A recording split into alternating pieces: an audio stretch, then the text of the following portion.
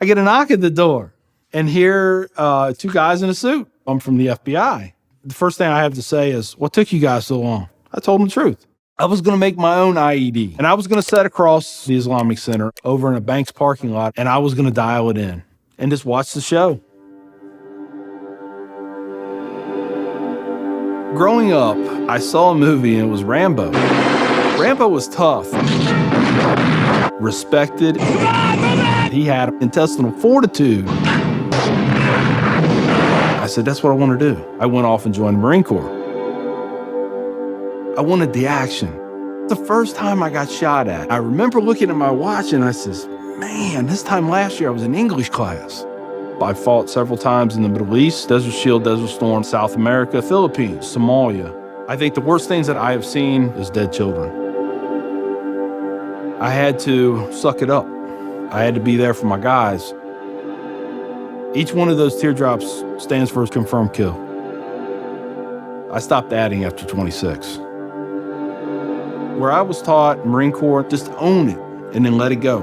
But there comes a time when there's too much of that and you can't turn it off anymore. I want you to give me a window into your state of mind at that time.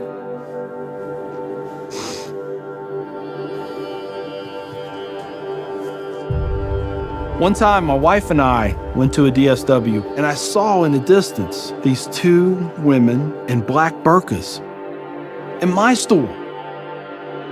I cried as I prayed for enough strength to go over there and break both their necks. I was just angry. I was just full of hate, and it just fed off itself. At that point, I was drinking a half-gallon of vodka every 2 days. I had devised a plan, create my own IED, homemade bomb, and I was going to set it off right outside the Muncie Islamic Center. 200 plus killed or injured. That was the plan. I saw an opportunity to do one last thing for my country. This was my rationale.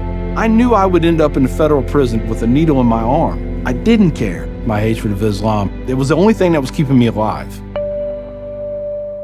So one day my daughter comes home, second grade maybe.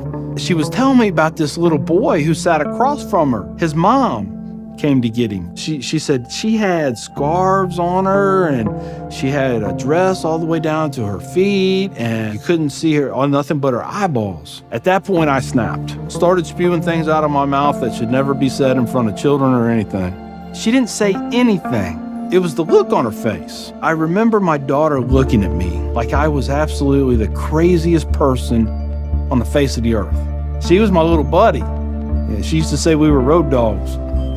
I know I saw it in her eyes. I made her question that love. And that's when a light bulb came on. I decided to give the people of this community one more chance. So I went to the Islamic Center, see a gentleman in the shoe room taking off his shoes. He looks at me and he smiles. He said, "Can I help you?" And I said, "Yeah, I want you to teach me about Islam." So he went and he gave me a Quran. "Read this. Come back when you have questions." So I did. And I would see things in the book. I'd be like, there it is. I got them right there. Explain that to me. And they would. This was a kind of awakening. Long story short, 8 weeks after that first day I stepped into the Islamic Center, I became a Muslim.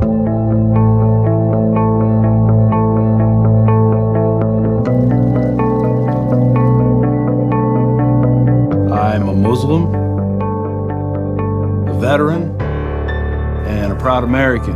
I had learned that I was completely wrong about everything that I felt.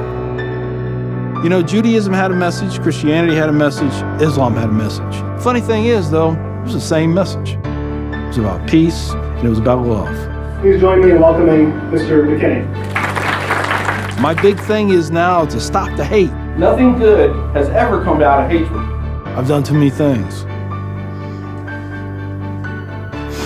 I've hurt a lot of people. I have to live with that. But if I can stop somebody else on the path of non-forgiveness, I won.